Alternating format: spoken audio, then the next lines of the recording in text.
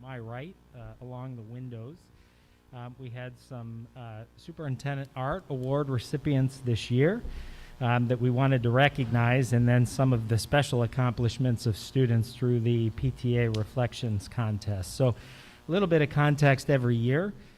We recognize 5 students through the Art Award contest. The 3 elementary or middle school students come out of the PTA Council Reflections contest, and then the 2 high school recipients come out of the respective high school art shows.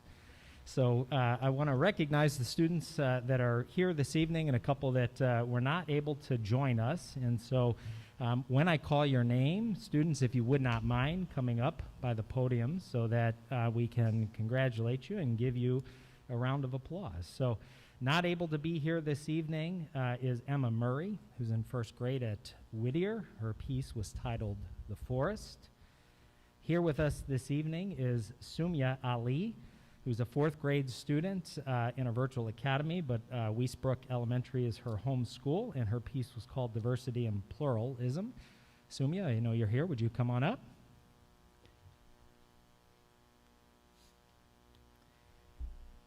Not able to join us. Hang out there just for a second, Sumya. Not able to join Yaboa, who had a piece called Colors of Dignity. She's a 7th grade student at Monroe. Able to join us this evening is Adil Kirani, who is a student at Wheaton North High School. I think Adil is here. Yep, come on up. And then not able to join us this evening was Madden Hebert, who is a student at Wheaton Warrenville South. So would you please help me in giving a round of applause to Sumya and Adil and our 3 students that were not able to join us this evening.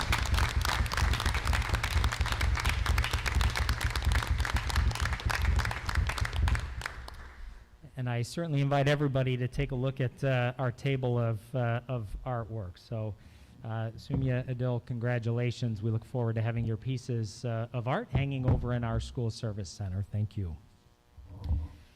I also want to recognize 4 students that through the PTA Reflections contest went on to the state or national level. We had 4 students that moved on to that level.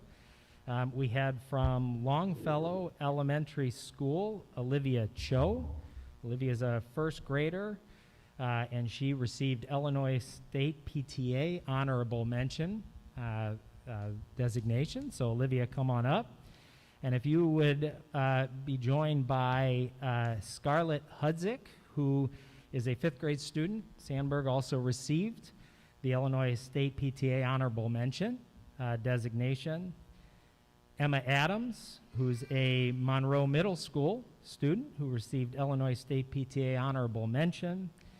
And then Heather Campbell from Lincoln Elementary School, who was a national PTA finalist. Heather, come on up as well. And congratulations to all 4 of you.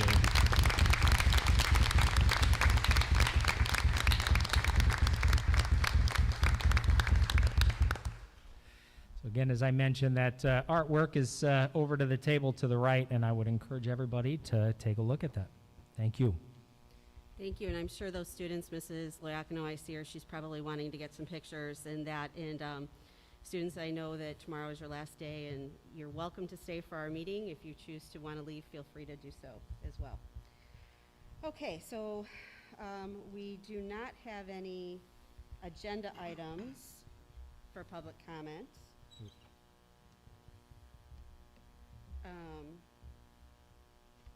We do have one public comment that was sent in for acknowledgement, so I'm going to read that section. Community members not attending this meeting in person and who wanted to provide comments to the Board of Education had the opportunity to send an email to the board at CUSD200.org between the posting of this agenda and 5 p.m. today, Wednesday, June 9th, 2021. All board members receive and read these emails. To be acknowledged, emails were to clearly indicate in the subject line that the email was intended for acknowledgement at the June 9th, 2021 Board of Education meeting. These emails will be acknowledged but not read and then documented into the communications log. During this time period, we received emails from the following individuals that were specifically noted to acknowledge during the meeting.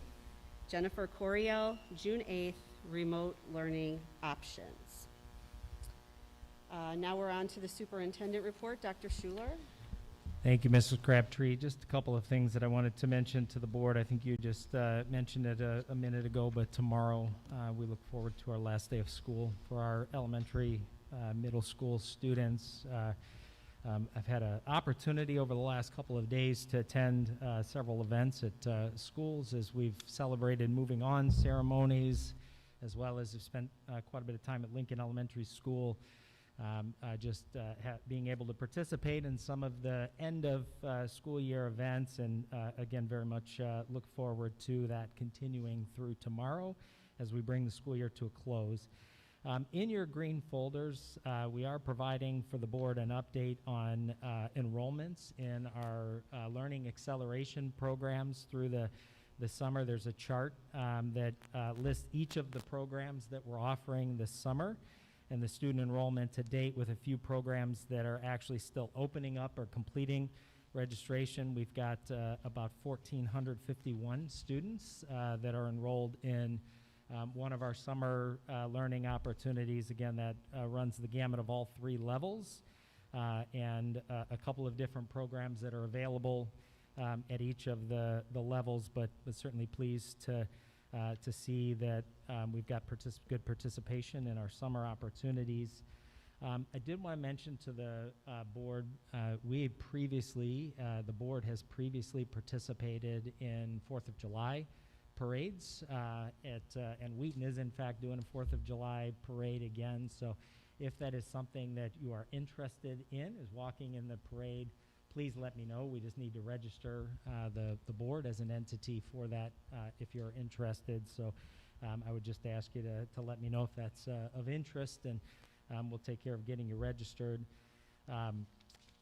For our kind of final end of the year, I've shared with the board is certainly we've monitored our public dashboard around COVID, both positive cases and close contacts.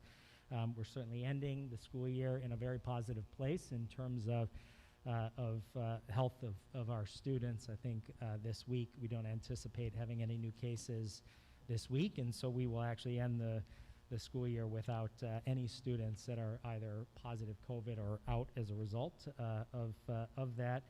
And then finally, I want to mention, I know the board has received quite a bit of communication this week on the topic of mitigations for next year, and at what point will the mitigations for next year be known. I do absolutely anticipate that we're going to continue to see updates to the Illinois State Board of Education guidance for school districts. Recently, they did issue an update that indicated until the end of this year that the guidance was going to continue as it's been articulated. There have been a couple of updates recently from IDPH regarding both close contact monitoring. So obviously but the spacing has been reduced from 6 to 3 feet if you are in a school that's running any kind of a testing program, which we would obviously qualify for that. That comes obviously right at the end of the school year, so it doesn't help us significantly right now, but obviously that changed relatively recently. And again, I anticipate that guidance is going to be updated when we get out to the end of the school year. But very candidly, as we've gotten those questions, it's just premature for us to be able to answer them until we do get to that point.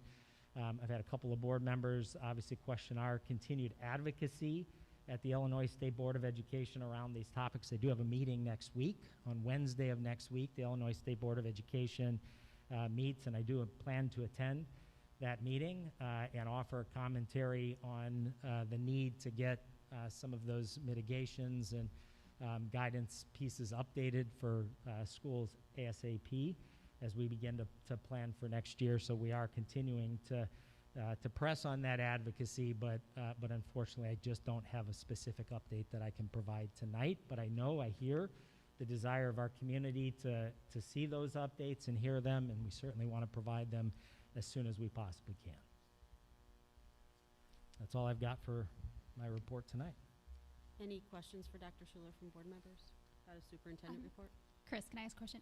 I just want to clarify, and not about Dr. Schuler's report. Do we have any public comments this evening? Only We- because I was contacted by a student who wanted to speak, so perhaps she didn't show. No, we have non-agenda items. Non-agenda. Those come So at the I end of want the to meeting. say that then I erred in what I told the student because she wanted to know if she could speak at the beginning versus the end. So I went and looked, and I remember last time that we had someone speak at the beginning that was a non-agenda item. So I'm sitting here feeling bad that I misspoke, that she could speak at the beginning. I think we had that at the committee of the whole meeting, if I remember correctly. I think it was the last meeting because it was Mr. Camp who talked about the playground. 1, 2, 3, 4, 5, 6, 7. We have 7. I feel like if we make a change for 1, we have to make a change for 7. So we would, Okay. Up Then to you I guys. just So would like if to you want- apologize to the student who Yeah. contacted me for misspeaking. so. If I mean, it's we a can student, do- we do finish school tomorrow. Would you like to let the student Students or speak. student speak so that we can? And I'm sorry, that was on me, so. Our board members, are we okay with letting the students speak? Okay. I'm not quite sure which people on the list are students, so if you are a student. Sophia? I have a Sophia myself, so. Sophia, we'd love to hear from you.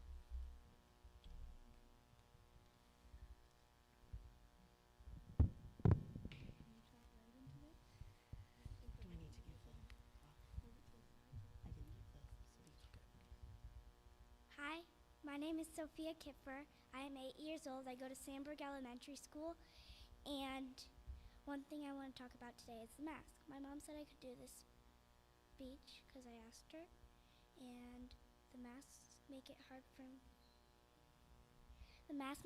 for me to breathe. When I'm trying to take hard tests, my eyes start to water and I can't breathe and focus on my test. And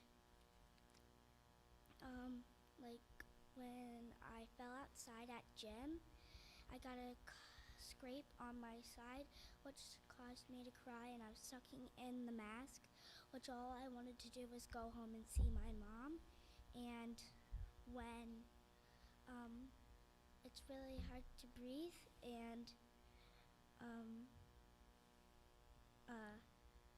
like if I can't hear my teacher because the mask is hard to hear, because when she has the mask on I can't hear her. Like when I'm taking a spelling test, she'll say a word, but the word I might not understand because I can't hear the right word. And people say if I don't wear my mask, I'm killing my grandma and grandpa, but I asked my grandma, and she says I'm not killing her. Thank you. Please, no more mask.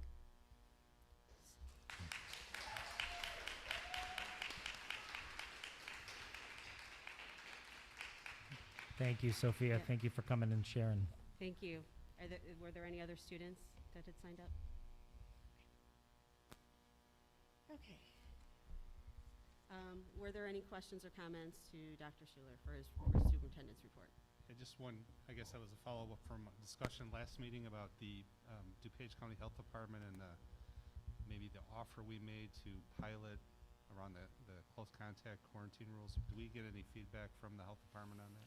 We didn't get any feedback directly, but that was the change that just came out from IDPH. So whether that was a result of advocacy or not, that is the one change that's recently come out. Okay.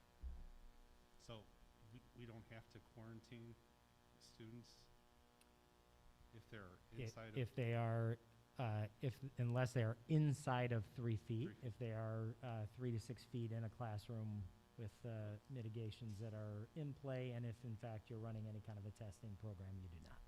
Got it. Thank you.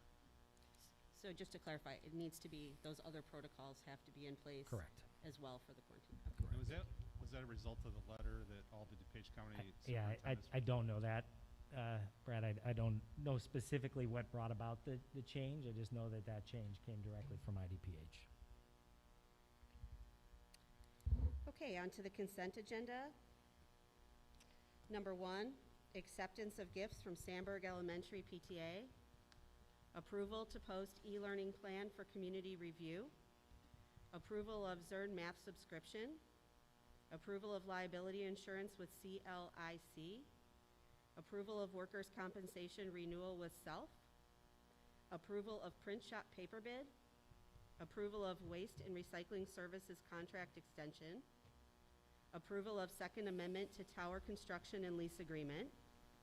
Approval of contract amendment with Illinois Central. Approval to purchase student desks from Purchasing Cooperative. Bills payable and payroll.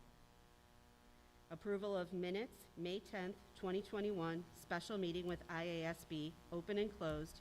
May 12th, 2021, open and approval to destroy recordings of closed sessions prior to January 2020 is allowable by law.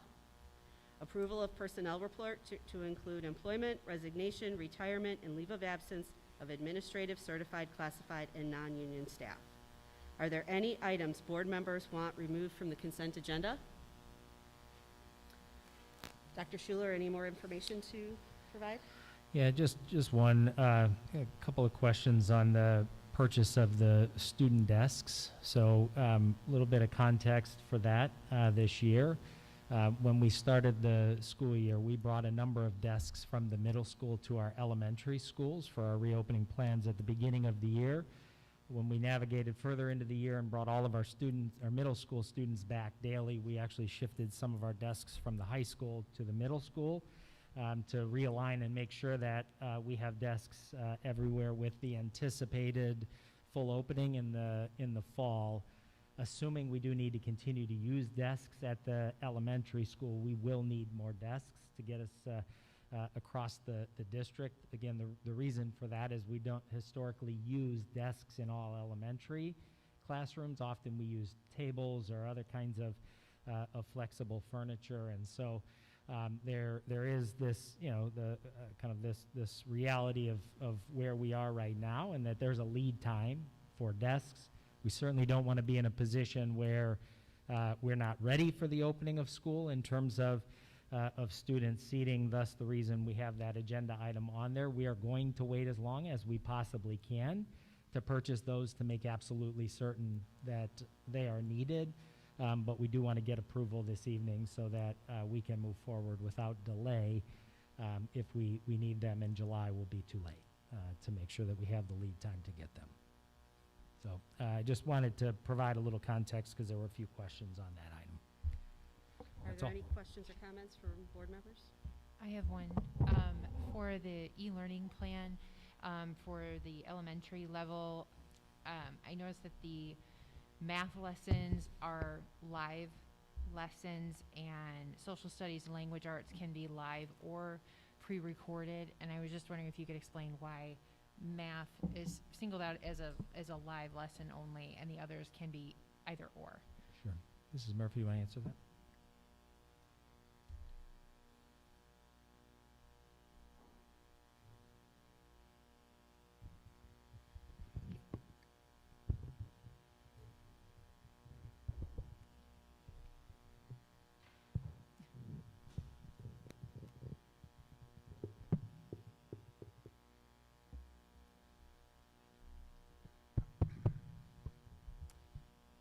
So, for multiple reasons. So we wanted to, first and foremost, provide as much flexibility for our students on that day. So pre-recorded lessons provide our families with flexibility to access the learning, but they also provide our teachers with the ability to be fully prepared for that day, so they can prepare high-quality lessons in those subject areas. Math is a little different. The daily target for learning is very specific, whereas language arts is a subject area where you're working on multiple skills throughout the school year. So, in summary, has to do with lesson planning, but it also has to do with providing flexibility for our families with the youngest children on an e-learning day. Great, thank you. And just for absolute clarity around that topic, so e-learning would only apply to situations where we're using an e-learning day in lieu of an emergency day. So in lieu of a snow day, in lieu of when we had a flood at Madison Elementary this year and chose to use e-learning instead of simply calling school. So in that context, they're later on the agenda. We're talking about full remote learning. This is a different context. So this would only be used for the purpose of e-learning in lieu of an emergency day. Thank you. Any other questions or comments regarding the consent agenda? Yeah, I'll just comment, kind of going back to item number 10, which is the desk. I raised the question in an email, and I just wanted, you know, these desks, we're kind of in a trick box right now because we don't know exactly what the guidance is going to be. You know, this is the same situation we ran into last year with the state board, getting guidance late in the year. So we have to be prepared for, you know, not significant changes. And while these desks are not what we would want to buy or recommend to buy, we just don't have time to wait. And this is the lowest price point possible. You know, if we went with more of a traditional 21st century learning desk or table, we'd probably be paying 2 to 3 times more than this. But given the time frame to order those and versus the time we don't have to wait, probably the right solution, just because we don't know what the answer is. So I appreciate, you know, the opportunity to hopefully hold out for a couple months, and maybe we can talk to the vendor about at what point, what's the drop dead date to make sure we get these.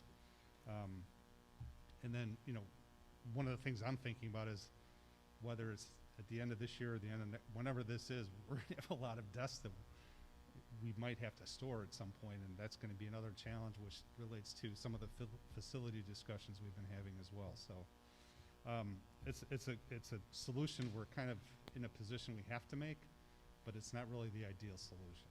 So I'm going to support it, even though I have some problems philosophically with these kind of desks. So just a point of clarification, I want to ask on that. The reason we are doing this is because in a lot of our primary situations where we maybe had tables or other flexible seating, those do not meet the staying within 3 feet. For example, a table wouldn't. Correct. Is that correct? If 3 feet remains as Yes. a distancing requirement, Yes. yes. Okay, just wanted some clarification. Any other questions or comments? Okay, can I have a motion and a second to approve the consent agenda as presented? So moved. Moved by Mrs. Booten. Second. Second by Mr. Hanlon. Mrs. McConney, can you please call the vote? Yes. Yes. Yes. Yes. Yes. Yes. Yes. Okay, there are no action items tonight, so on to oral reports. Portrait of a graduate. Any information from Dr. Schuler?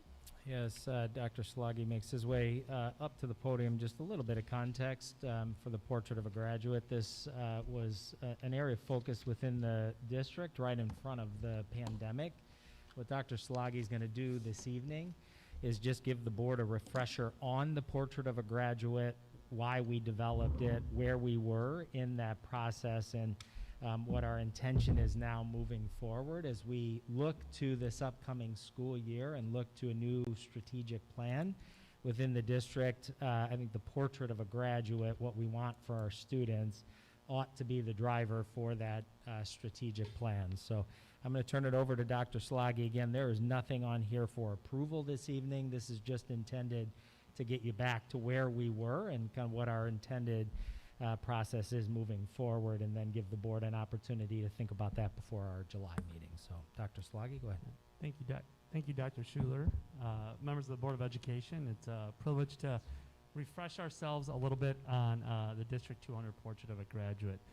This is a process that we actually launched in June 2019 and took that through our 2020 school year through March in that time. And again, it was a project where we were presenting to staff, students, community stakeholders, community groups, parents, and soliciting input from our school stakeholders. We also put together a portrait of a graduate steering team, all around the question of what are the qualities and skills our students should have when they graduate from District 200. So as we revisit this tonight and refamiliarize ourselves with this, there's really 5 key questions that I want to be able to answer for you. One being, what is a portrait of a graduate? 2, why develop a portrait of a graduate? 3, what work has been done to start developing a District 200 portrait of a graduate? What skills and qualities does our community desire for our District 200 graduate to this point with the input that we've gotten from our community so far? And then what are our potential next steps in the development of our POG? So let's start with what is a portrait of a graduate? And again, these conversations started over a year ago with you, the board, and with our school community. But a portrait of a graduate is really a visual representation of the skills and qualities the community can or could expect the District 200 graduate to possess. Over to the right, you'll see really a draft. This is not our official portrait of a graduate because it's not finalized, right? But this is a draft of what a potential portrait could look like. There are other districts across the country that have taken on this process, so also if you're interested more in what a portrait of a graduate could look like, you can Google it too and see what other districts have done. But really it's a visual representation of the skills and qualities that the community can expect and the community desires for a District 200 graduate. But I would also argue that we'll find out what a portrait is by asking the question, why develop a portrait of a graduate? Because while it expresses the school community's aspirations for all students, it should be more than just a piece of paper or a nice looking document, right? Certainly there's value in what a document like that can look like, but it also allows you as a board, us as a district, our schools and our community to prioritize the essential skills and competencies and qualities that we want for our kids when they leave our buildings. Maybe the most important part around a POG or a portrait is that it puts the student at the heart of our work, right? So we have developed strategic plans before. All of our buildings develop school improvement plans. But when we actually put the student at the center of it and put the skills around that student, it can serve as the focal point for strategic action planning, not only at the building level, but at the district and the Board of Education level. So there is much more purpose than just developing a nice document. And I would also say the process that goes into it allows us to engage our community at different levels. So what have we done so far? Again, part of the purpose of this presentation is for us to reestablish ourselves with this work, also so we can think about future conversations in this work. So we started with a community feedback and input process in June 2019. That community feedback and input process really included our students, our staff, parents, community members, business community members. We presented to school and community groups throughout that time, really through June 2019, all the way through February. We were at our buildings. We had a roadshow with our senior leadership team, principals, and it was about not only the changing workforce or workplace, the changing world around us, but then it always ended with the question that we asked our people that were involved in this process, which was, what are the qualities and skills that our students should have when they leave us? We used a tool called Thought Exchange. Thought Exchange, many of you may have used it before, but really this is a confidential instrument or tool where people are able to give input and answer that question. In that feedback phase that we utilized, we had over 1,400 thoughts and ideas given on the input process. And in Thought Exchange, it allows people to also participate by rating the other thoughts and ideas that are on there. And over 17,000 thoughts were rated. What sits behind Thought Exchange is a set of analytics that allows themes to emerge, right? So themes began to emerge as we went through this process, input process of gathering input from different groups. As another layer of input and development and leadership, we developed a portrait of a graduate steering team or committee. This was comprised of about 30 to 40 community members, parents, staff members, students that hopefully represented District 200 across the board. And that group's role was to analyze the themes and the feedback that we had gotten through our initial feedback phase and to further define the skills and qualities that we had found. That group's meeting dates were scheduled for March 3rd, 2020 and March 19th, 2020. Fortunately, we met the first time in March 3rd, 2020, and were able to get some really good input and have some good representation and really dive in deeper on some of our pieces that we did. Unfortunately, that March 19th meeting did not happen in 2020. And at that point, that is where some of the work, or really a lot of the work of our portrait of a graduate, came to a halt as we all really made a move or a shift to focus our work on how do we work our students through a different learning environment in March, April, and May of that year, right? But this work still remains relevant, it remains important, and maybe it's a blessing in disguise that we're bringing it back now, as our 2022 plan will be coming to an end at the end of next year, and as we look towards the future. I do think it's important just to at least mention what we found in our initial input phase between those 1,400 thoughts and ideas and those 17,000 ratings and the work of the Portrait of a Graduate Steering Committee who gave deep input on that. There were about 8 or 9 themes and skills and competencies that emerged. You can see them there. So that is, at the time, as of March 2020, these were the themes and competencies that emerged, or desires, for a District 200 graduate. Well, those are the themes and pieces that emerged. We know that some time has gone by, right? And that our environment's changed, right? That potentially the desires of our community may have changed as well, but we don't want to also disregard the data that we have. So as we look forward and think about the next steps, at July, we'll present the Board of Education with a little deeper dive into the skills and qualities that I just highlighted on the previous slide, so you have even greater context, so that you know the work that went into developing and fully thinking those out, not only through our input sources, but through our steering team. But then also that will be followed by a discussion with you on what the potential new sources of feedback and input and processes that can come into play, with a plan through August through December that we would gather those news and finalize our district portrait of a graduate. Really, this serves as the what and the why of our work, and will spearhead us hopefully into a January, February, March phase where we're utilizing our portrait of a graduate as the guide in our strategic planning process, right? So this becomes, the strategic planning process becomes the how, the action steps behind. How do we ensure that all of our graduates are leaving us with the skills and the competencies that are identified in our finalized portrait of a graduate? So try to give you a taste of and a refresher of what our portrait of a graduate was. Also lay out kind of our timeline and thoughts around how we move forward through the portrait of a graduate and our strategic planning process. And I'll stop and take any questions at this point. Any questions for Dr. Sloggy? Mrs. Chabot? I have one quick one. Thank you for that sounds like some extensive feedback. Appreciate that. Knowing that a community's aspirations for all students can be as diverse and varied as the cultural representation of our community, did the feedback intentionally ensure representation that matches our demographic diversity specifically? And if gaps in representation are identified, can those be addressed in the August to December feedback sessions? Yeah, I think that they certainly can be a part of our process moving forward, that intentional piece of this. I think that there certainly was some intentionality around how we seek that feedback out. However, we don't have any direct data on the actual the diversity of the person that is giving the input, other than student, parent, community member, business member, some of those pieces. So certainly could be a more strategic part of our process moving forward, but we did try to cast a very broad piece to try and get representation from our school community as a whole. Thank you. Any other questions for Dr. Sloggy?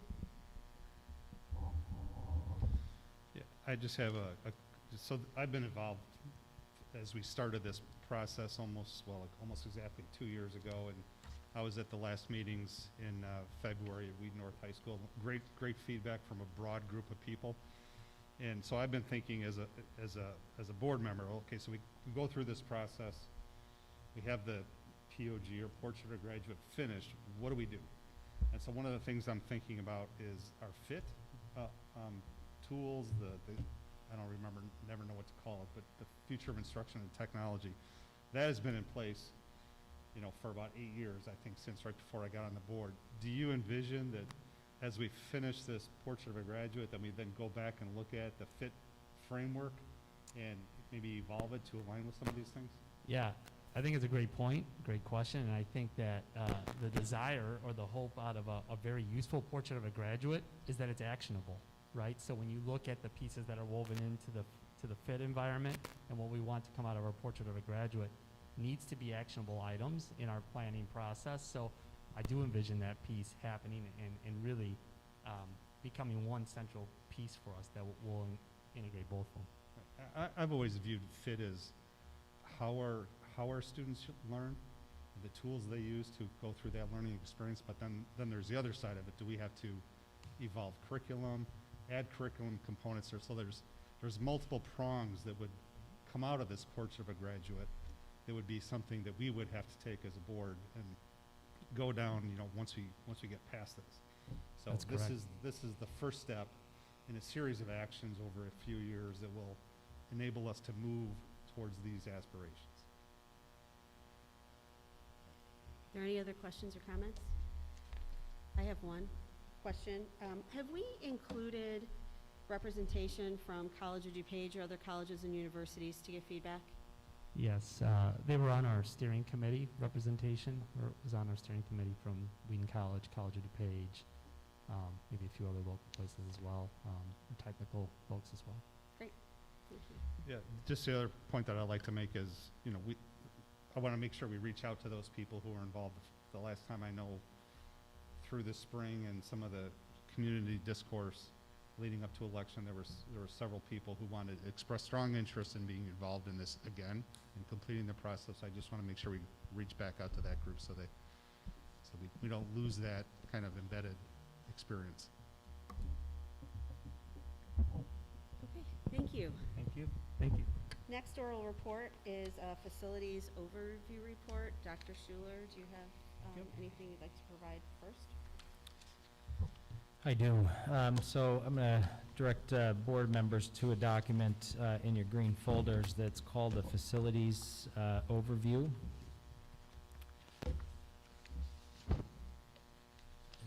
Do we have that document that we could bring up on the screen?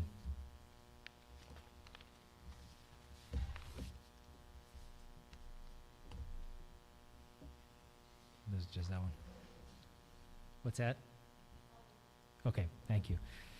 So we'll make sure we get it up on the screen, certainly for the benefit of those that are watching. So the context of this update for the board and the document that you're going through today is that as we start summer, right, as we complete the school year, begin our summer capital projects, we identified a little over $7 million worth of mechanical work that was going to get done this summer as part of our capital plan. But your facilities committee began the conversation already about what's next, right? What do the next 2 to 3 years, 3 to 4 years look like in terms of facility planning? And so the document that we're just going to go through with you, and again, there's no specific action on this document tonight. We just tried to capture everything for you in one document and just want to spend a few minutes going through it. So a little bit of context starting in the upper left. We have 23 facilities in the district. We have obviously one early childhood center, 13 elementary schools, 4 middle schools, 2 high schools, a transition center that we operate, and then 2 operational centers. So the school service center, where we operate a lot of our central operations, and then Woodland is a facility that our facilities staff work out of. In 2017, we developed a master facilities plan.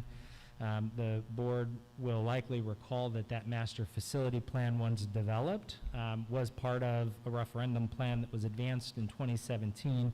And I just want to give you an update on the projects that were identified as a part of that plan and where we stand. So capital projects were a huge part of that plan. There's a little over $80 million worth of capital work that was included in that. That was everything from the roofing, flooring, mechanical, lighting, doors. Early Childhood Center was a part of that. That was completed in 2020.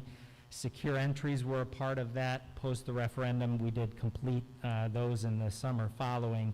Library learning centers, revisions to our library learning centers were a part of that plan, looking specifically at small group intervention space, as well as some of our our learning environment pieces we wanted to include. That has not been done. There have been some individual improvements to library learning centers through partnership with PTAs and other grant entities, but we have begun that process of looking at least at a couple of our library learning centers, especially in our elementary facilities, that we do anticipate some growth as a result of new development. So we are beginning to look at that. Middle schools, we put those projects on hold. There were substantial projects at Monroe, Franklin, and Edison. Those are on hold and they have not started. And then there were some high school projects. We had identified some upgrades to our tennis courts as a part of the capital plan. Those are done. We had identified some auditorium upgrades at Wheaton, Warrenville South, which was completed, I believe, last summer. And then again, we had some improvements to the Library Learning Center and some flexible learning spaces, primarily at South. That work has not happened yet, but we've begun to have some conversation. Our focus has primarily been in the area of capital improvement, and so going down the left side, what you see in terms of the capital facilities spending, I think you're on the wrong page. You need to scroll back up for me, please. Thank you. Is a chart that looks at our capital facility spending by year, so going back to fiscal 17, and then the 5 years that have followed, we have invested a little over $22.8 million, almost $23 million in capital projects. And again, over on the right, you see exactly what those projects were by year, going back to summer 18, which is fiscal 19, summer 2019, which is fiscal 20, and then summer 2020, which is fiscal 21. So we have increased our commitment to capital projects consistent with the Sherman-Durgis policy, targeting every summer $7.2 million worth of capital work. That number was a little bit smaller last summer, not because we didn't target that work, but we just got very favorable bid responses that came back. So we spent a little bit less than the $7.2 million. And then again, as I mentioned, we completed Jefferson Early Learning Center. We've projected for the board what we anticipate in terms of summer 2021 and summer 2022 capital projects. And again, we've attempted to capture, well, you can't capture all of the detail. All of this detail is embedded in our capital improvement plan, but the priority areas for those years. And then bottom left, is the board will recall there was a lot of question post the referendum on how are we going to get to a commitment out of our budget every year, consistent with Sherman-Durgis. And so we mapped out what was a 4-year ramp plan that would start with an annual budget commitment and some use of accumulated fund balance, and over a 4-year period get us to a point where that $7.2 million commitment was purely out of our budget. What you'll see as we look to fiscal 22, so that's this summer, is that what is the red piece on the top, the commitment out of fund balance, is replaced by the use of some of the federal relief funds that we've targeted to complete out the ramp that you see. And so again, you see that ramp extended out to a 5th year that gets us to that $7.2 million built into our budget. If you go over to the back side of the form, again, 2 charts that we've included for the purpose of the board. One is a chart that it does include our fund balance. So our fund balance policy does indicate that we'll maintain at least a 25% of annual operating revenue in fiscal reserve. We have continued to see that number increase as a couple of our budgets have come in favorably, or a couple of our spendings have come in favorably, which again, in the context of facility planning, is specific use of fund balance is targeted as the improvement of facilities. So again, we wanted to include that information. And then again, on the right side of that, you do see the projected future of our bond and interest debt. So that's a separate part of the levy from the operating levy. And again, what you see as we begin in this upcoming levy, the step down of that obligation to the community, and in 4 years that debt completely expires for the school district. And then on the bottom of the page, both sides, you see on the right side, the capital facilities spending. So again, that is the same as what's on the front in terms of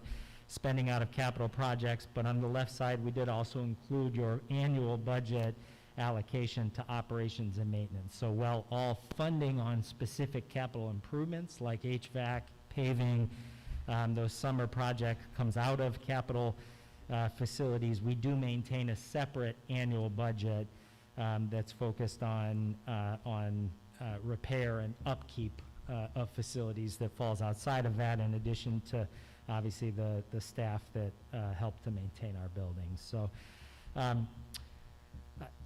point again in sharing this with you tonight was just to pull all of these pieces together. So we brought this together, reviewed it for the first time with the facilities committee recently, and I think the task now moving forward is to really continue our discussion. We know what's on our plan for this summer. I will tell you, as we look ahead to summer of 2022, it's imperative, especially in the capital space, that we get an early handle on the projects that we're targeting for that summer. I think there are challenges both in terms of supply, materials, availability of work, and so I think we give the board and the district the greatest flexibility if we identify those projects early so that we can get them identified, get them prepared and out to bid. But again, I think consistent with that, we want to continue to talk about then what do the next couple of years look like in terms of our priorities, both in the capital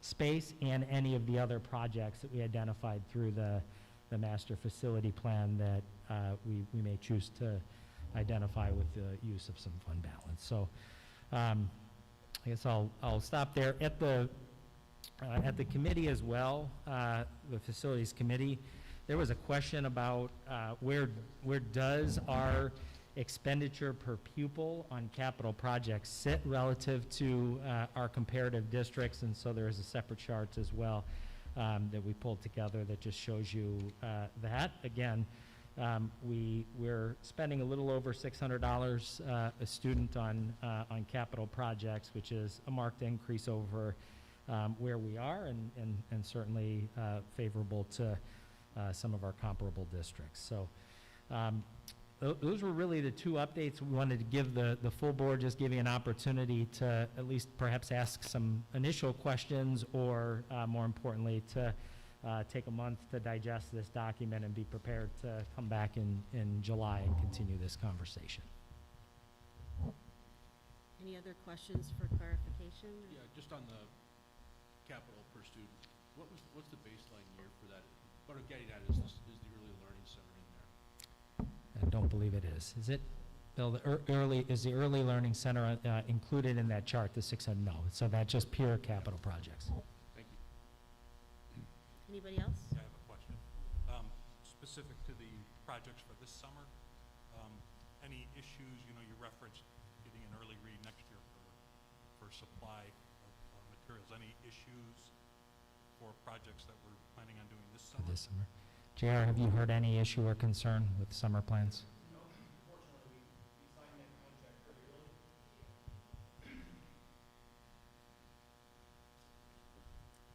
early. No, fortunately, we signed that contract early on, and they were able to get everything ordered, and it's all in. We're starting. And so, from a pricing perspective, we're locked in as well? We are locked in. Because there's probably a lot of steel Mhm. in this, and I know that cost is going crazy right now. Everything was Okay. purchased back in February, mainly because it's such a long lead time to get univents Yeah. and chillers and boilers. Good, well, that's good news, thank you. I just have one quick clarification for our community. In the box on the back in the upper right, can you just explain, we have levy year there, and how that correlates to fiscal year? Because I believe the 2019 levy year is the 2021 fiscal year, is that correct? So your levy year actually crosses two fiscal years. Right. So your 2019 levy year is actually part of your fiscal 20 and part of your fiscal 21 year. Okay, got it. Thank Thanks. So I'll comment. So this was when Chris and I were at the facility committee meeting last month. It was after the last meeting when we talked about the federal money and the programs we were going to put in for learning acceleration, and I was trying to tie together the two issues. And so if you recall, and I'll try to present it more clearly maybe than I did last time, but if I look out a few years, we're going to get to the summer of 2024 when the last ESSER money is spendable, right? Summer 2024. You know, I'm confident that as we put in these programs, hire the staff, we're going to find that this had a huge impact on students and the learning experiences, student achievement. And the board at the time is going to have to make a decision. Do we want to maintain that and continue with the facility program when our federal money runs out? Or do we want to make a shift?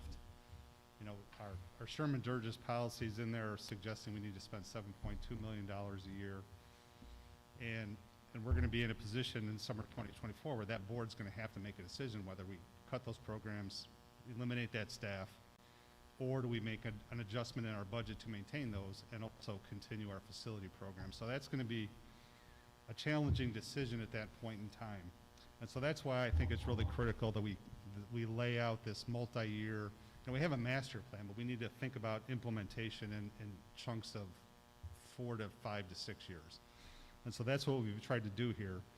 And we're projecting that at the end of the summer of 23, so 3 more summers, we will have spent almost $44.5 million on our buildings, which if you go back to kind of the conversation around the 2017 referendum, this board, this district has proven to our community that we've invested a lot of money without going to referendum.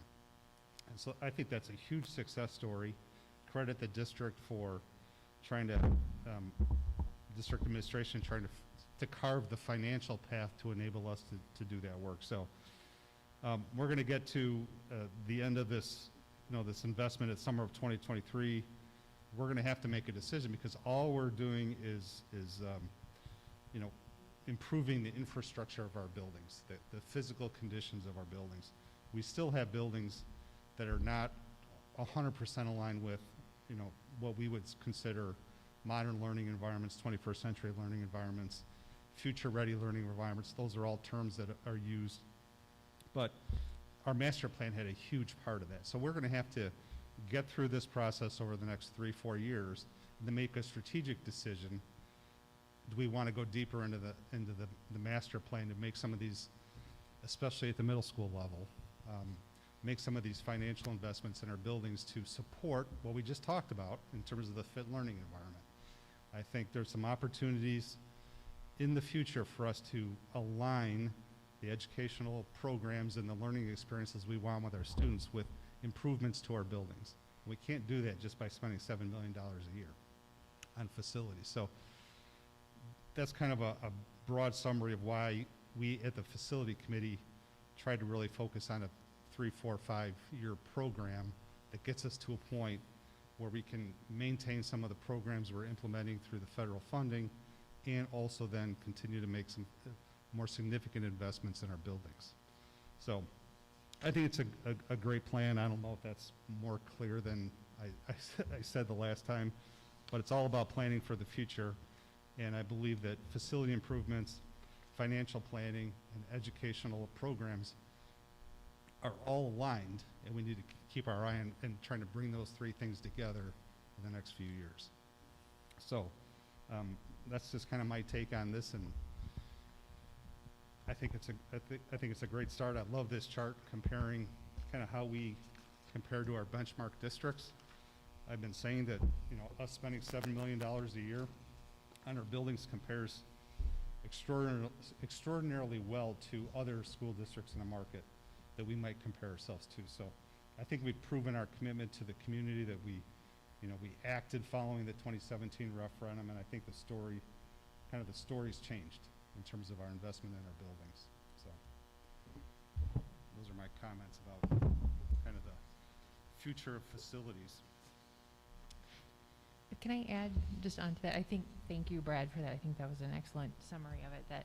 And I think it's important to keep having that conversation and reminding our community of those things, because someone could look at this and be like, oh my gosh, we're spending $600 per student and our other districts aren't spending that much. Why are we spending so much? And it's because of the results of the 27 referendum that our community said, we don't want to pay a higher tax rate for this. We want to find it in our budget to make these improvements to our buildings. And I think we need to, and we're 4 years away out from that now, and we have new families coming into our district. And I as a parent was very involved in that referendum, but I always say too, when my kids were going into school and just starting school, Hubble was on the ballot, and I had no idea. I literally read a couple articles 20 minutes before I went to go vote, and that was the end of it. And so I think we have a lot of families now that weren't probably, and this is not, I'm not faulting anybody. They weren't paying attention. It wasn't on their radar because they had toddlers, and it just wasn't on their radar. But now those families are in our schools, and I think it's important to keep reminding people why we are investing so much money in our buildings and why we need to continue to make that investment into the future and look at those opportunities as they come up in the next 2 to 4 years of looking at our middle schools.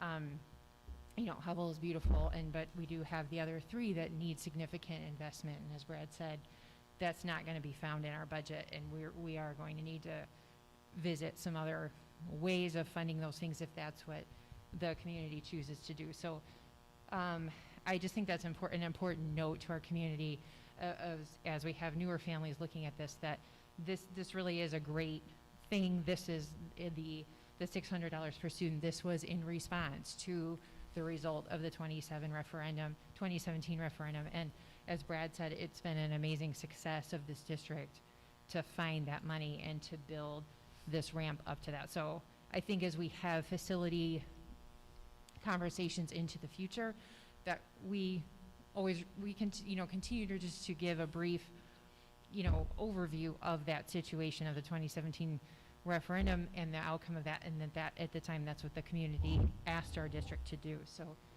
I just want to say that it's important to keep that history present and so people know why we are investing so much into our buildings.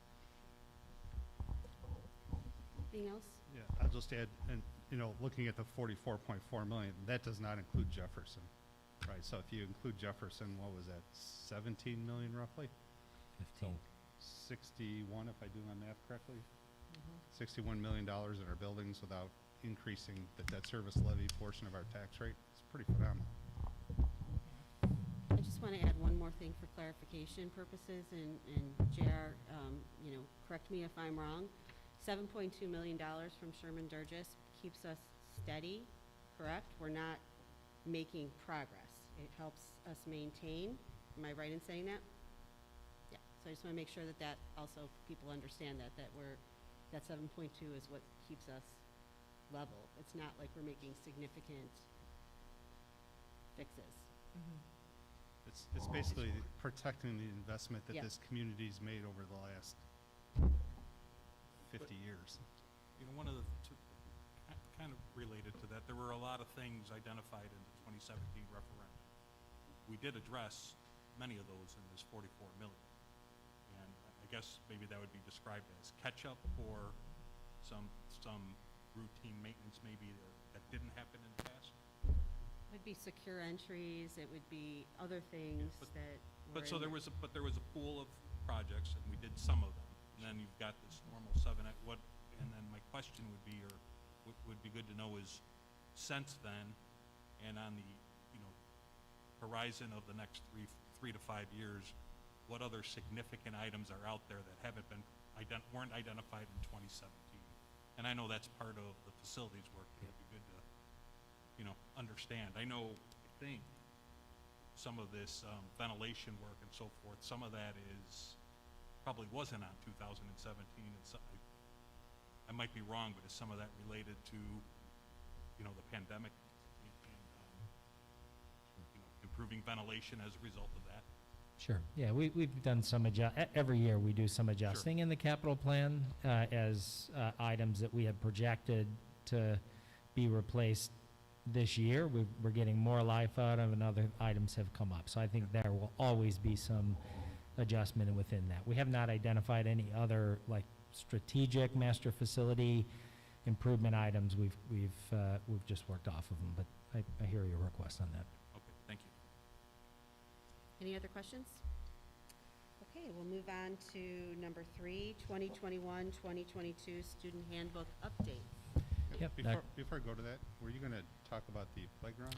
Yeah, I was just going to mention to the board, I think your last meeting, we had a public comment about a group that's working on a playground project at Lincoln. So at the Facilities Committee, we did also present a status update on our playgrounds and are actively working. So there's a few other data points that we want to bring into this. We're actually getting an inspection of each of the playgrounds to complete this process with a goal of developing a projected replacement need cycle for playgrounds so that we can have a future discussion on funding of that as well, and how we rethink that. So what you have on the playground is just what was shared with the facility committee before. This is kind of step 1 of the data. As soon as we get the inspections complete, that'll bring in step 2, and then we'll be able to focus on the projected replacement timeline. With regard to the playground, so I read through the report from the facilities committee, and I didn't see a consideration for, we're talking about, how we're going to fund and that kind of thing. I didn't see a consideration for the park district contributing to that. Yeah, without a doubt. So I think that would be certainly part of the discussion. So our our last major playground project they did participate in, that being the project near Madison. They supported in actually doing some of the installation work on that. So yeah, absolutely, Angela. I think looking at community partnership, this is not assuming that district only will fund this, but the intent is to get a projected replacement timeline for you so that then you can look at the funding elements being what you may choose to do as a board, what community partners can do, and what elements we would continue to ask for fundraising support with. Okay, and then last question, is there a plan? So I was kind of surprised to read that it says that the facilities department reviews the inspection process, but they're not certified playground inspectors. Are we going to remedy that? Yeah, and actually we have had a certified playground inspector.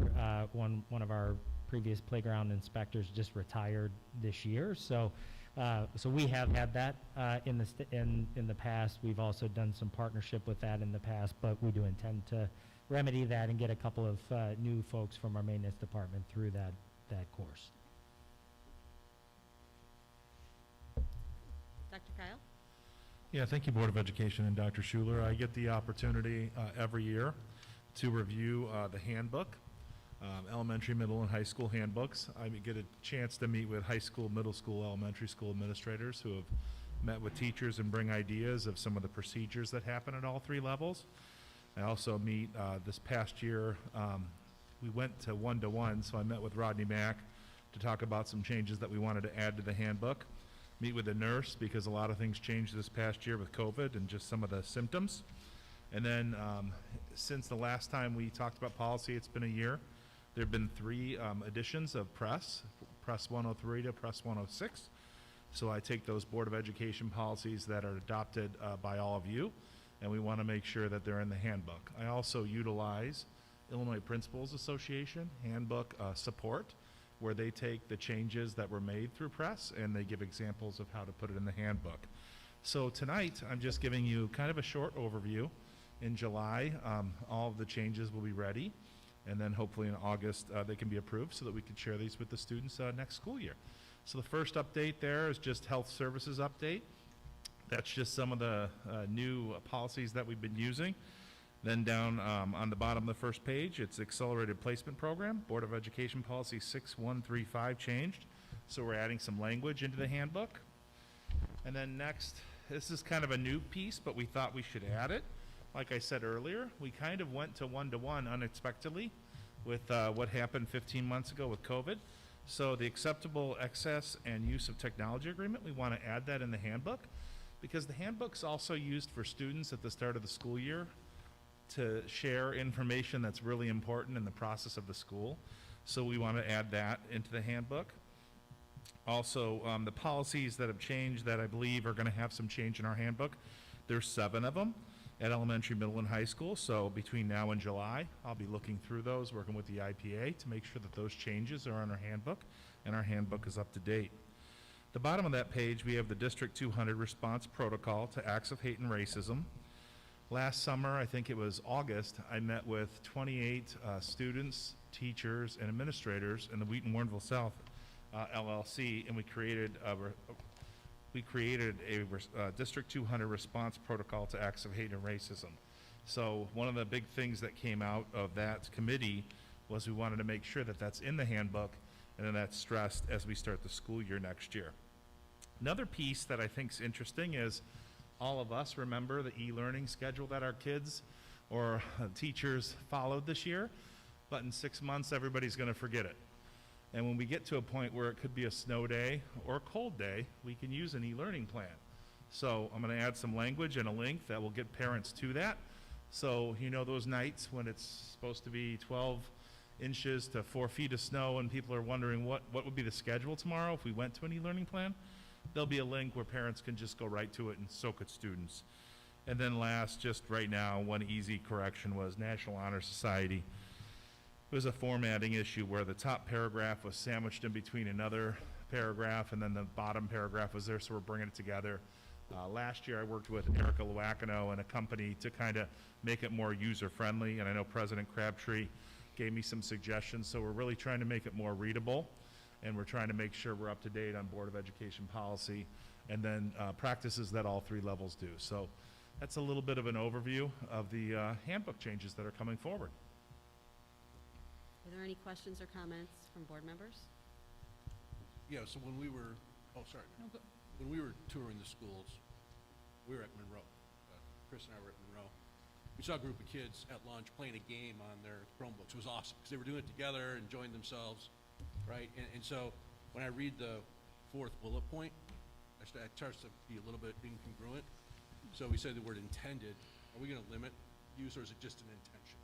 Because I wouldn't want to prevent them from doing something like that because I thought it was just very constructive. Are you talking about the, I understand the use of district-issued device Yeah. Chromebooks intended for educational purposes. You know, the reason why we have that in there is to make sure that people aren't using them for not good purposes. We would not be punishing kids at lunchroom if they were using those just exactly the way that you explained right there. Okay, thank you. One piece that we've talked about is possibly adding some language about gaggle in the handbook, so students know gaggle. Gaggle is a piece that we use that monitors what students, their email, their documents, and we will get flagged if there's something that's concerning about what they say, a picture, what they do. And not only this, but we're possibly going to bring back to you in July a little snippet so kids and parents understand what gaggle is. And because a lot of times I may be making phone calls to parents and saying, your son or daughter just posted something and it flagged me. I'm calling you over the weekend. I want you to know. So there has been some discussion about using what gaggle is so parents and students are aware. And maybe if they're aware, they'll know kind of what that product is. Yeah, just 2 quick ones. This is not a trick question in any way, but I would like, if you would, to articulate to the community why, in addition to the timing of last year, the response protocol for acts of hate and racism is necessary as an inclusion to other forms of bullying or misbehavior in school. Why is that document and articulation needed? Yeah, that document we felt was needed because you do have bullying, hazing, you have other policies that you have to follow. But we brought together a group of students, a diverse group of students, and we asked kind of feedback and staff as well as administrators, and asked if they felt we should have that, and they felt they really should be there. Because when there is a situation where a student makes a comment that could be considered racist or hateful, that we should have a protocol that we follow. So The group that met, we met 4 or 5 times last summer, and this was the product of those meetings, that we felt like we should have a policy and a protocol. And actually this past year, we've run through it at least 4 or 5 times on different occasions, where someone will call me and I'll say, let's go through the response to hate and racism, and let's go through that correctly. So we're using it, but now we want it in the handbook, and we want to make sure all the students see it as well when we start up in August and September next year. Thank you. One follow-up, if that's okay.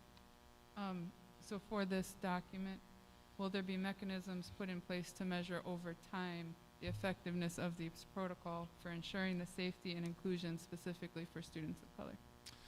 Well, we're definitely going to be monitoring how many times we have to use this, so annually. So that's one way to always check and see if it's working. We also, within the protocol, there's an opportunity to use a 24-hour way to document if something happens to you, so that we find out immediately. So we have different pieces that we're going to monitor for sure. And I think part of the process, whenever you start something, we'll want to get the group back together this next summer and talk about like what next steps are and look at some of the data. Thank you. No problem. I know your point was about students of color, but I just want to point out, because it's important to me, that we focus on all students, right?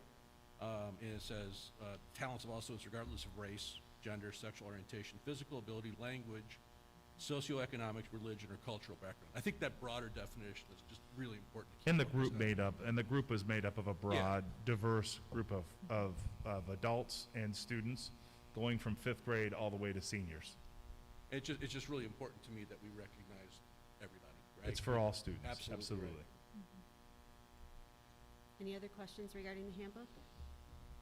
So in July, we get the final draft of the handbooks for approval? Yes. Okay. Not for approval, for posting in July, approval in August. And yeah. Gives us a month to read it. Okay. And are we required to post the handbooks for public review? You are, because it's policy. I'd just like to make a comment, over the 6 years, handbook has been, something that I've been actively sharing my thoughts on, and it just continues to improve, and I really appreciate that it's become more readable, more user-friendly, and that we've found and made the language across the board, across the 3 handbooks, to be more unified. So I do really appreciate the efforts that have taken place this past year especially. Thank you. Yeah, I'll just add one final comment that, not only is this a tool or a document that establishes the expectations and the practices we will use, it's also an important tool for the board. If we have any issues that have to come to the board in terms of student discipline, this is a critical document. So that's why we spend so much time historically to make sure that of clarity, organization is something that is consistent with what we might have to do as a board, in those unfortunate circumstances. So it's an important document. It really is. The key to that, though, right, is understanding and consumption, which we talk about that every year. When was it reviewed? What was the process the students went through to consume it? When did we show them? I think that consumption of the content is just as important, because we can't have it's tough to have a disciplinary conversation without that step in there. So it's important to me that we don't lose sight of that. We Thanks. won't. No, I know you won't. We will continue to make sure that at the start of every school year, Yeah. we're gonna walk the students through that. And every time a parent registers, they have to register that they had the opportunity to read the handbook. We know that they may not read it cover to cover, but it's there, and they have that opportunity. And it might be the only document that we approve that every parent and student has access to and should be accountable to throughout the entire district. Right, and that's kind of why we feel like that e-learning link needs to be in there, because then parents at 10 o'clock at night can just click to it and remember what the schedule is for the next day. Thank you, Dr. Kyle. Thank you. Okay, we're on to discussion items, full remote learning plans for 2021, 2022. Dr. Schuler, do you Yeah, have so this, Mrs. Murphy's coming up to the podium. This is an update to the last conversation that we had with the board about remote learning programming for next year. So again, just a little bit of context, right? There are 3 potential situations where we're talking about some version of e-learning. One we already talked about earlier, e-learning in lieu of an emergency day. That is a separate kind of process into and of itself. And then as we look to next year, there are remote learning provisions as they might apply to a student that still needs to be quarantined into next year, but then also some remote learning provisions for students that may need a path of full e-learning based on a health condition or choice. So that's what we're going to come back to, because we initially presented a plan to the board. A few updates then came out from the Illinois State Board of Education that gave us a slight detour, and part of that planning, we want to go through that with you this evening. So Mrs. Murphy, go ahead. Thank you, Dr. Schuler and Board of Education. As you can see here, I'm going to be presenting to you tonight on full remote learning programming plans. And the reason I'm bringing this back to the Board of Education is because the Illinois State Board of Education provided some new guidance, and therefore we wanted to bring this back from our last meeting on April 28th, where we discussed it, to provide you with the new guidance and some potential decision making here. We do have 3 guiding questions for the presentation tonight. First being what the most recent guidance is from ISB for full remote learning. Second, what are the options school districts have to support students moving forward? And then what are District 200's programming recommendations for the 2021-22 school year based on this new guidance? So we're going to start by looking at the guidance. I actually want to take you back almost a full year first. So at the beginning of this school year, the Illinois State Board of Education provided all school districts with guidance, and that was a requirement that all students needed to have an opportunity to select either an in-person learning experience or a remote experience. That choice needed to be provided for all students. Then, March 9th, we received new guidance, and at that point in time, the guidance stated that full remote learning was only required for students with a medical exemption. And that medical exemption was defined as 2 groups of individuals: students who were at an increased risk of severe illness from contracting COVID-19, or students who lived with a household member and are at an increased risk of severe illness from contracting COVID-19. At that point, then, we had a conversation at the board meeting, and we made the recommendation that these would be the only students for next school year that would qualify for a full remote learning option. On May 19th, the Illinois State Board of Education provided new guidance, and that started with a resolution. That resolution was passed to allow the state superintendent to require in-person instruction for 21-22 school year for all students. At the conclusion of this school year, a declaration will be made by our state superintendent to have all students return to in-person learning as long as there are favorable health conditions. Now, the guidance states there is only one situation where full remote learning is required, and that is for students who are ineligible for a vaccination and are in quarantine. So, as I've narrated to you here, in one full year, we've really made a lot of shifts in the requirements for full remote learning. So what options do school districts have to support students moving forward? Well, here in District 200, we have 2 policies that can assist us in decision making. I've laid out both policies and summarizing them here for you. So the first policy on the left, 6185, is about a remote educational program. This was actually a policy that was adopted fairly recently in August of 2019. This policy allows school districts to develop a remote educational program. So in essence, somewhat similar to Virtual Academy, but differences that we need to consider if using this policy. So there's several requirements that are outlined in our policy. We need to have a curriculum that's aligned to the Illinois standards. The instruction needs to be consistent for all students that would be at that same grade level. You need to use highly qualified staff. Students need to participate in all district assessments. You need to have a specific criteria for approval to participate. And then these last two bullet points I really want to draw your attention to because they're two that are quite different from anything we've been doing. You need to create a written educational plan for each student in the program. This is somewhat similar to what we needed to do with our students with disabilities. Every one of those students had their own individual remote learning plan, but this would be for every student that could be in a remote educational program. And lastly, the policy actually does state limiting the participation to students who are juniors or seniors or demonstrate an individual need. Moving on to the other policy that is helpful in this decision making is home and hospital instruction, policy 6150.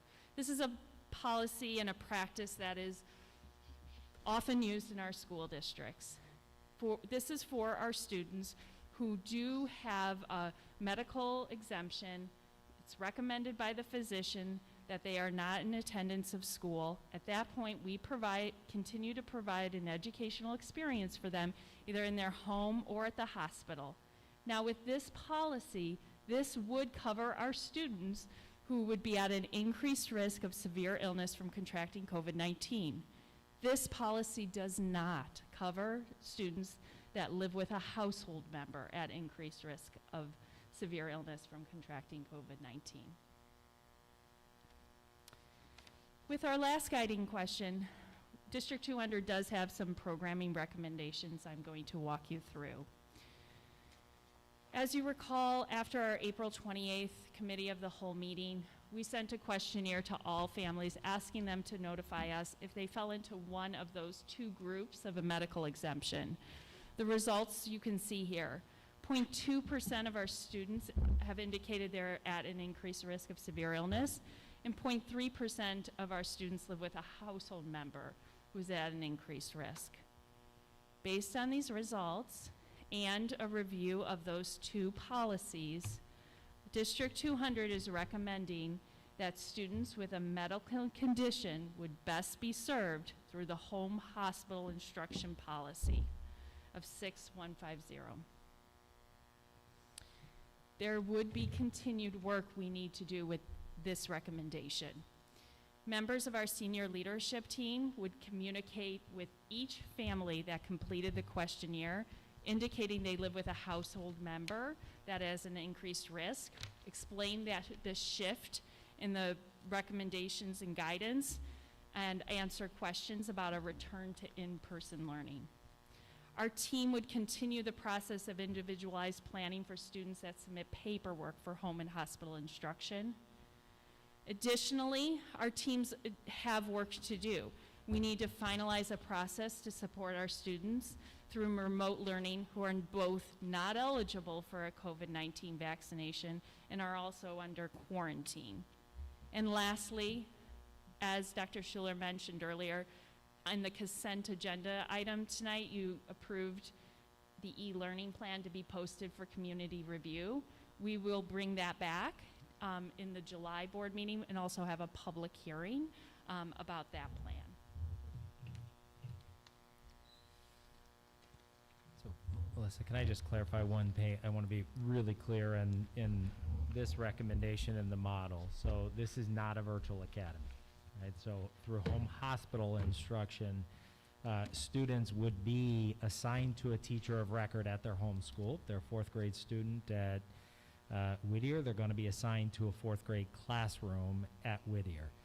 If they're not attending school based on the submitted paperwork for that indicates home hospital is appropriate, they will get supported in the work that they will be doing for that individual classroom. So teacher of record stays the homeschool teacher, support provided through a highly qualified teacher and or tutor that is delivering to the students some direct instruction that either could be in person outside of school or remotely. But it is a different model than virtual academy, and candidly numbers speak to that. In order to run a viable virtual academy, you've got to have enough students in each section and each grade level and those numbers just are not going to support it. So that 0.2% of students, when we're talking about elementary, is 20 students, 22 students, I believe.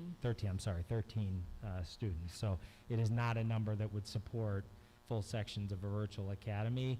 It is a number that would support, again, some tutoring, direct instruction tutoring support through a highly qualified staff member, teacher, but they would still be then assigned to a homeschool caseload where they would be served. So would they be able to have the opportunity, and maybe this is in the planning, to like have a period during the week or during the day where they could Zoom into their classroom that they'll become a part of?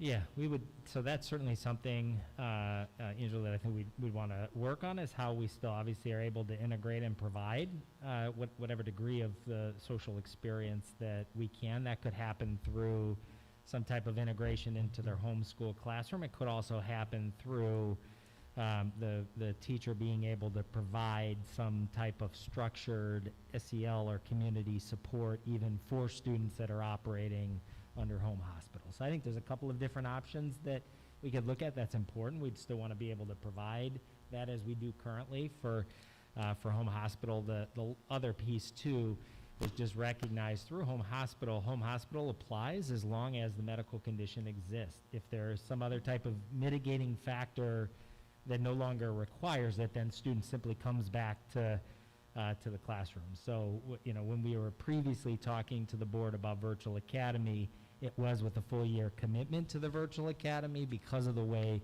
that we were going to schedule it, that would no longer be necessary. So if the student needed to be out under home hospital for the first month of the school year, 2 months of the school year, and then there's a mitigating factor that changes the need, they come back, right? There would be nothing that would prevent them from coming back as soon as it was practical and as soon as the medical condition were to change, which is the way home hospital works now.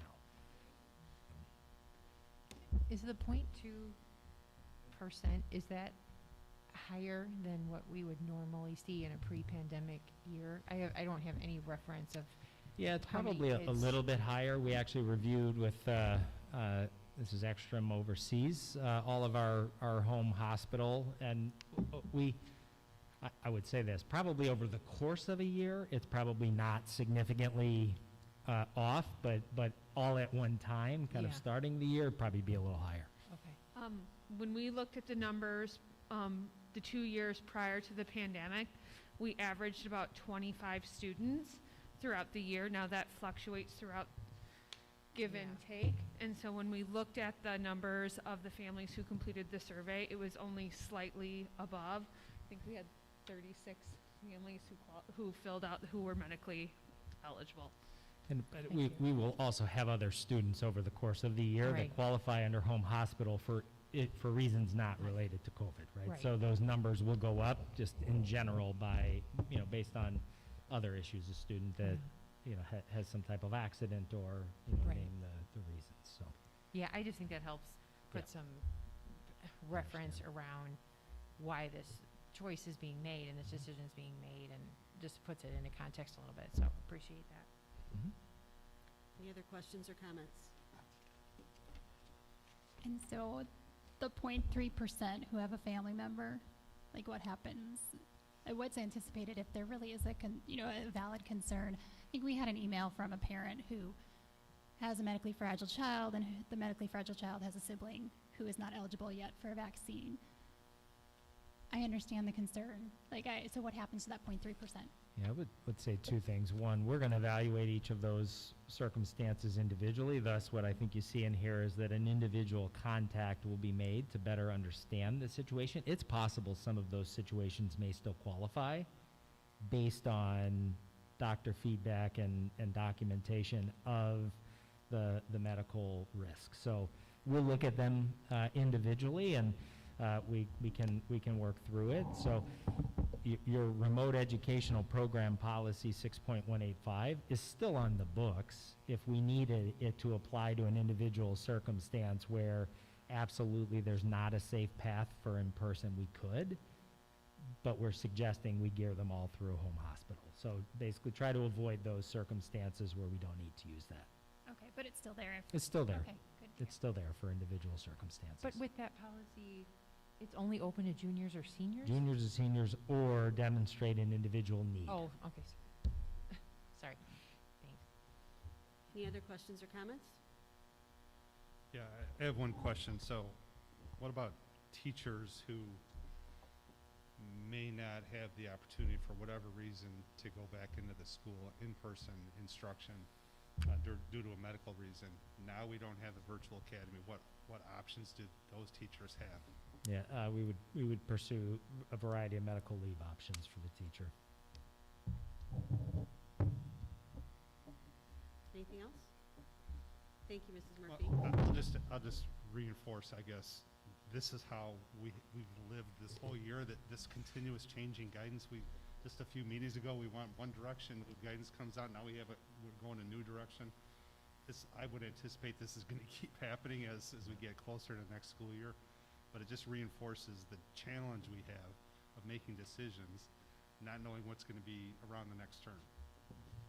So I think this is a great solution. I hope it stays this way.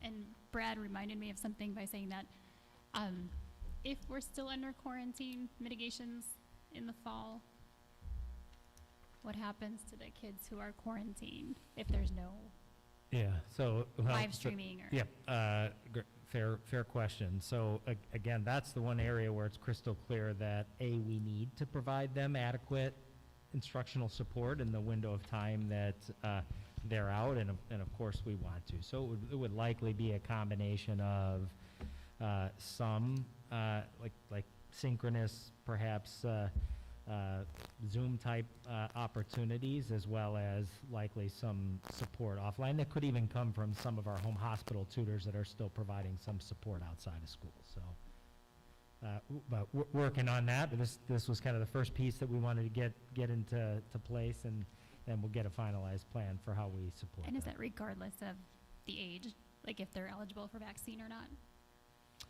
Well, the way that the guidance reads, it is a and. So so under quarantine and not eligible for vaccine. Right, but I guess for a quarantine student because of close contact who may not be vaccinated, would they still get support during that quarantine period? Yeah, we're not going to leave a student out of school that is not, meaning, Okay. I guess, it's a little different than now. If a student is sick and they miss a big chunk of school, we're not going to say, sorry, you're on your own. We're gonna support students. So. Okay. Thank you, Mrs. Murphy. Okay, on to written reports. There's the monthly financial report, the FOIA report, the board communication log, the citizens advisory report. Reports from board members. Attached is the facility committee's report, which I think we've hit in. Brad, is there anything else you want to? No, I think we've covered the playground and the planning for the future. I would say that the other major topic we had in that facility committee meeting was kind of the space for the facilities department. As Dr. Schuler mentioned, we have Woodland School. We also have some offices back kind of nestled between Draft Park and Monroe. And so we have an opportunity where our transition center is to take on some additional space. So they were going to look into those options to try to be a little bit more efficient and a little bit more appropriate for our staff, which play a huge role in maintaining our facilities and the learning environment for our kids. So that's another step that they're going through to try to maybe shift some of that what's behind Monroe and put them into that facility where the transition center is. That was another discussion point in the facility committee meeting. Are there any other reports from board members? I have two things. So in your folder, first one is board committee assignments. Just for record, Dave and Susan are on finance. Brad and myself are on facilities. Susan and Angela are on SEL.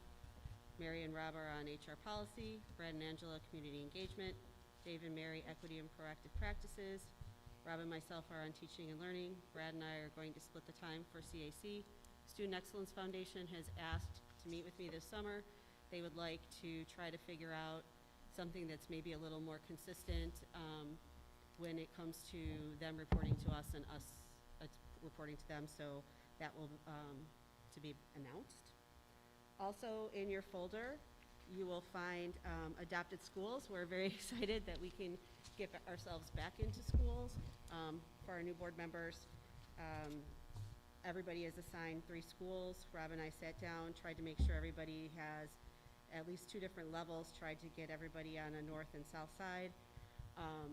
You know, adopted schools is kind of what you make of it. You know, I try to remember and keep in my mind, I try to do like 2 to 3 visits a year, touching base with the principal early on in the year, but try to maintain, you don't really bother them a whole lot the first few weeks of schools because they're busy with students. So I'm happy to, you know, talk with you, the new board members about, you know, what that looks like, but you'll find in your folder adopted schools for next year. Very excited about that. Okay, topics for further discussion. Fiscal year 2022 budget. Next regular meeting is July 14th, 2021, 7 o'clock here. Just a reminder, we did approve to have our meetings here for the sake of being able to live stream easier for the public. There are no announcements. So public comments on non-agenda items. I did not read our statement, so I'm going to go back and do that. Before I do so, if the board remembers correctly, we voted at the beginning of the year last year to amend public comments to be allowed to submit public comments to us in writing. That was for this calendar school year. In July, we start our new year. So we'll be reverting back to our old policy on public comment, since public comment can now be done in person. So bear with me as I read public comment statement. Due to the ongoing pandemic, we continue to temporarily amend our public comment procedures for this meeting to allow comments to be made in person or emailed to the board and acknowledged in the meeting at Hubble on Wednesday, June 9th, 7 p.m. As for the past several months, this board is available for viewing via live stream on the district's YouTube channel. We also have made an overflow room available here at Hubble. In accordance with board policy 2.230, members of the public wishing to offer public comment in person will have the opportunity to do so. A sign-up sheet was made available at the entrance to the building until 7 p.m. As with all comments, please be aware that it is the board's regular practice to not directly discuss, ask questions, or take action on public comments until the time has been taken to gather adequate information. The board is there to listen. Lack of action or a direct response following public comments does not imply any lack of interest in what is being shared. Per board policy, we have allocated 30 minutes for public comments, and comments on any one subject may be limited to 20 minutes. The board may shorten the time allocation for each person to less than 3 minutes to allow maximum number of people the opportunity to speak. To preserve confidentiality, the board and its president request that items relating to either personnel or students be provided to the board privately or in writing for consideration in a future closed session if necessary. The board must protect the civility and decorum of the meeting. Please be respectful for the duties of the board, our district leadership team, and the democratic process in your public comment. Please include your name and whether you are a resident of the district. Please limit your comments to 3 minutes. Mr. Hanlon, you can raise your hand so people know. Thank you. We'll time the comments and raise his hand when the 3-minute mark, and we ask that you wrap up your comments. Please be factual and courteous, and do not include statements that are personally disrespectful or condescending to members of the board or staff. Okay, I already read that one before. So we have several people here. So Heather Beck is the first one.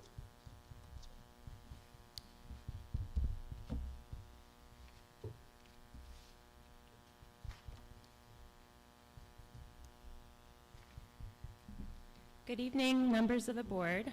My name is Heather Beck, and I'm a community member and a parent of 2 kids at Wheaton North High School. I also had a student who was in the class of 2020. What I will say tonight will apply to all schools in our district, but I'm coming from that perspective. I'm here to speak to each of you tonight regarding the mask mandate for District 200.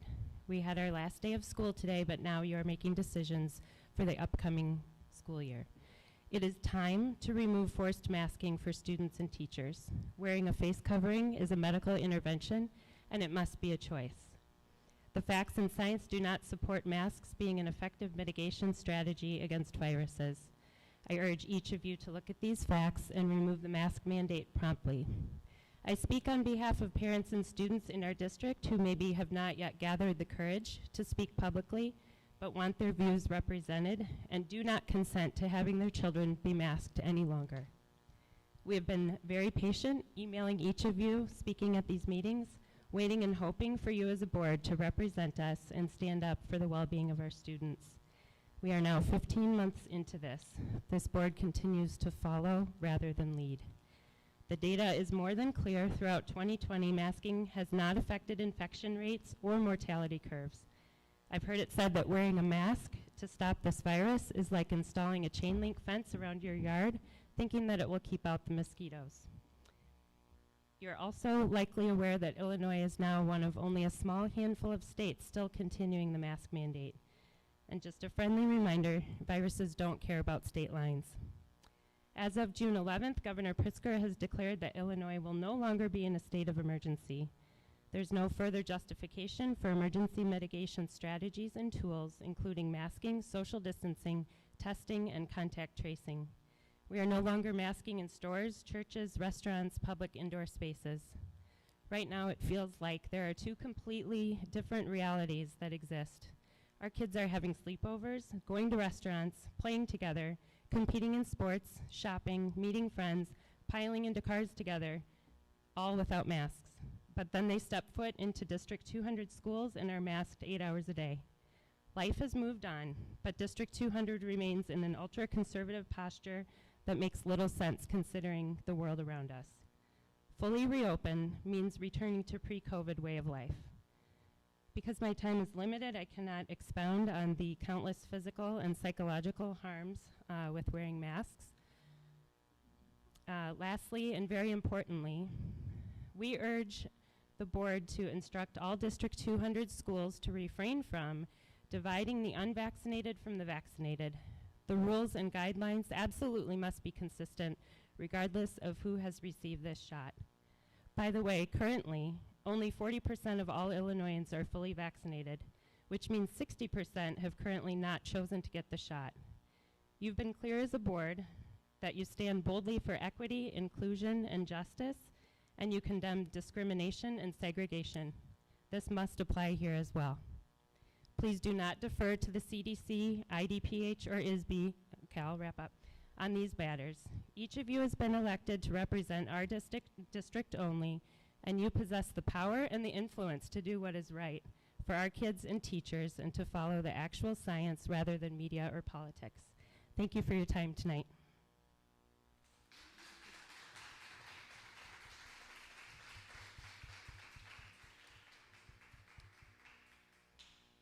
Thank you. Next up is Jeannie Ives.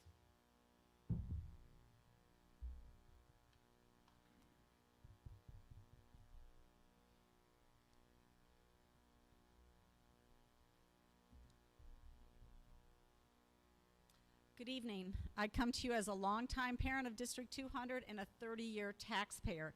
Just as a point of public record, in 2017, this community rejected the $132 million referendum that the board put forward. They rejected that, but I just wanted to make that note.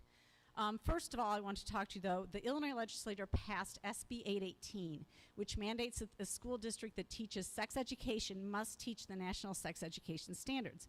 I have reviewed these standards and find they are a backdoor way to teach critical race theory. They are inappropriate at all grade levels, and they violate the local control that this district should demand stay in place. Because there is a young child here, I will not describe what these standards are. But you should know that since this district teaches subjects which could fall under this mandate, I want to know, have board members read the national sex education standards, and do they believe that they're appropriate for our community? did this board voice their opposition or support of SB 818, which is an unfunded curriculum mandate? And if you did not, why not?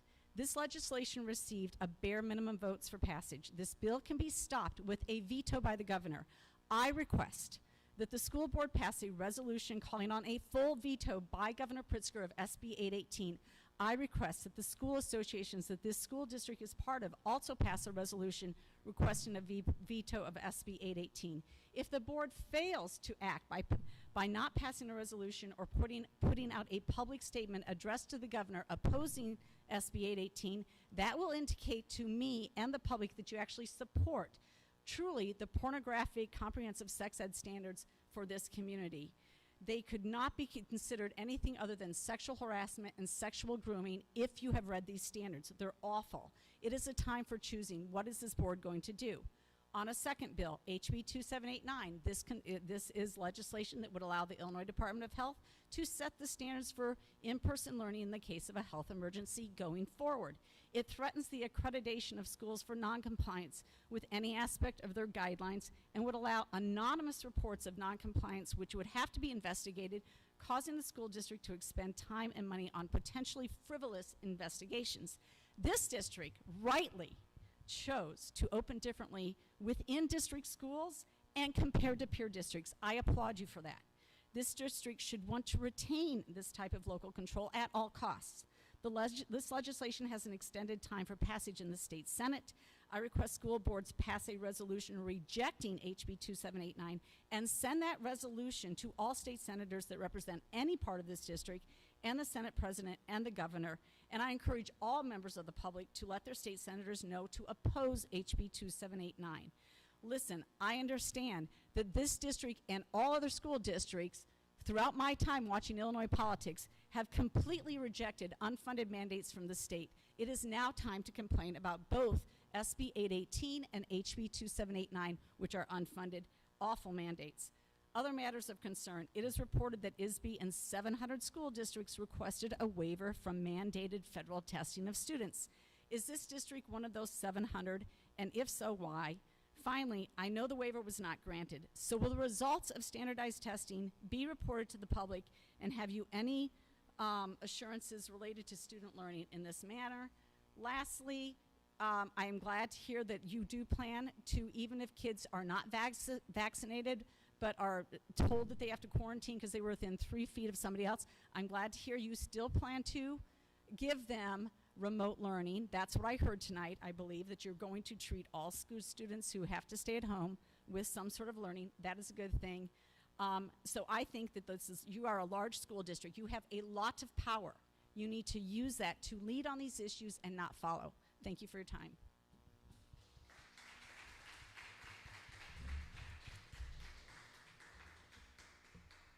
Thank you. Next up is Kathleen Murphy.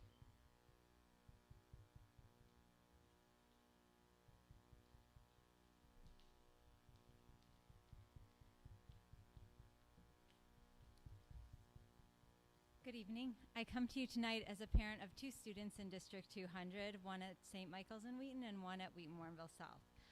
Right off the bat, I have 2 requests regarding the racism training that the gentleman who presented the handbook changes mentioned. If this program, which is sometimes referred to as culturally responsive teaching, is to be implemented, then parents should be made aware because it's a very controversial and divisive program. So I'm asking for, first, the data that supports the implementation of the program beyond a hand-picked focus group. And second, I want the curriculum posted online and or made publicly available for review to parents and taxpayers. I know teachers in this district, and they have told me that they are already being forced to participate in some version of critical race theory training. I also have a copy of your own Vision 2022 presentation that uses the language of critical race theory. It shows illustrations of the equity mindset versus the equality mindset and advocates on the next page for the equity mindset. The problem with that is the equity mindset rejects the idea that we're all equal and says that the reason that some people are not equal is rooted in their race, sex, or national origin. And this is actually deeply controversial and divisive because it means that the only way to remedy that is to treat them differently based on their race, sex, or national origin. And for what? Did you have a big problem with racist teachers? Not any of the teachers I know, because they're among the kindest and most nurturing people I know. Or are any deans or principals administering discipline differently based on race? I mean, if your argument is that it isn't about individual teachers but a system problem, then shouldn't we look at who's in charge of the system and hold them responsible rather than forcing teachers and students into a divisive program? I grew up in District 200. I've known this to be a welcoming community. As an example, we're the home of World Relief. We welcome children of all backgrounds with open arms and an abundance of resources. Finally, Illinois' implementation of this program is an outlier nationally. Other states are actually passing laws to protect teachers and students from this divisive curriculum, so I'm asking you to proceed with caution, and I'm asking for the hard data that supports this decision. I don't expect it tonight, but I do expect it. I'm leaving my email address for the response. Thank you. Thank you.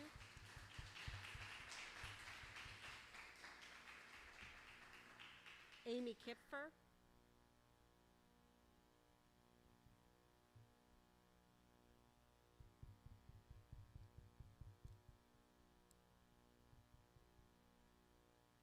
Good evening. My daughter inspired me to speak tonight. Kids don't have the same tools grown-ups do, and we ignore children because it's the easiest group to ignore, and I'm not okay with this. My name is Amy Kipfer. I'm coming to you today not only as a mother of 2 children in District 200, but to advocate for all the children in our district. I'm a nurse with a bachelor's degree in science. 455 days ago, we closed the schools because of COVID. In those 455 days, we have learned a lot about COVID, including that the asymptomatic transmission is extremely rare. In June of 2020, the WHO made this finding about the transmission, followed by the CDC in February of 2021. In fact, asymptomatic children with COVID infecting, the rate of them infecting another is 1 in 42 million. Tomorrow marks the end of the school year for the elementary kids, and I'm here to ask you to end the mandatory mask mandate too. The children have endured enough. It's time to unmask them. They are suffering, not just my kids, all the kids. I realize I have the luxury to keep my kids home if I don't want them to have a mask, but not all children have this opportunity, and nor do their families. And that is why I feel so strongly about it and putting myself out here today to talk about it. We need an adult to advocate for them. I personally have talked to many students in the district about how they feel about their mask. I will provide the information I have collected, including quotes, via email to you about that. But over and over, this is what I heard. I can't breathe. I can't concentrate. I hate my mask. I can't hear my teacher. It makes me sad. The mask is hot. I want to see and talk to my friends. What are we doing to our children? I have a BSN in nursing, and I have researched this topic. I have emailed the board with over 18 articles on how masking our children is not necessary. Only the parent or their guardian should be deciding if a child should wear a mask. They need to breathe to develop. They breathe the same air over and over wearing a mask. Having a mask filled with bacteria on their face all day is not healthy. Continuing like this is not putting our children first. Children don't have choices. I say this a lot. We as grown-ups make the choices for them. We are failing. We are not putting our kids first. Science shows we need to unmask them. I had a long list of other things, but I did email that as well.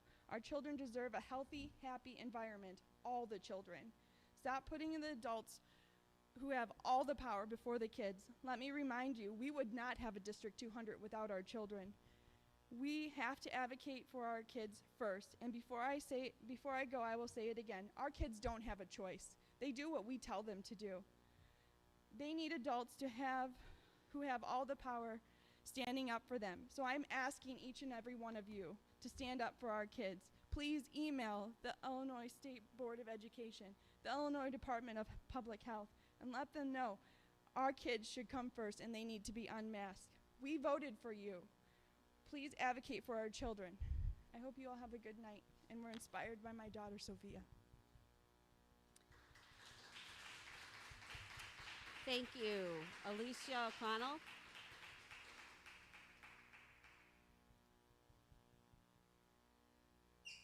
Alicia O'Connell.